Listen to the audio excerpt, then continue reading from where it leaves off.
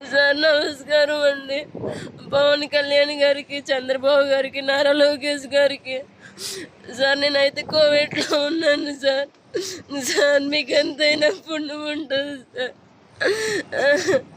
నేను ఒక అబ్బాయిని అయితే 4 సంవత్సరాలు ఇష్టపడి ఇంట్లోనే పెళ్లి చేసుకున్నాం, కానీ మా దగ్గర ఏ సర్టిఫికెట్ కానీ ఏ ఆధారం లేవు సార్. మా దగ్గర ఉంటాకు కూడా ఇక్కడ మాకు తింటాకి ఉంటాకు కూడా చాలా ఇబ్బందిగా ఉంది సార్. రూమ్ రెంట్లు కట్టుకొని అప్పుడు 4 నెలల నుంచి సార్ నేను చాలా బాధపడుతున్నానండి.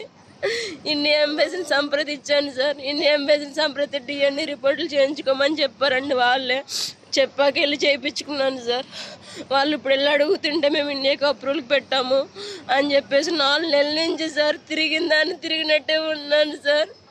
ఏమన్నా అంటే ఇండియా టిక్టాక్ వాళ్ళకి అప్పుడు నేను సూసైడ్ చేసుకున్నాను సార్.